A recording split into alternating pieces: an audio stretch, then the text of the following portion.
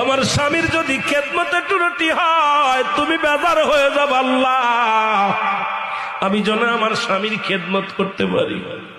চোখের পানি ছেড়িয়া ছাড়িয়া কাঁদতে লাগলো রে। এই মুসলমান স্বামীকে বলে, স্বামী রে আপনি তাঁবুর মধ্যে থাকেন, আমি যাই গ্রামে যে কিছু আনতে পারি কিনা। স্বামীকে ওই তাঁবুর মধ্যে রেখে কুড়ে ঘরের মধ্যে রেখে গ্রামে যায় কাজ করতে।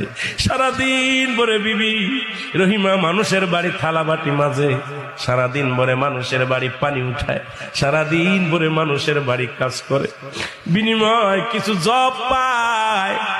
এই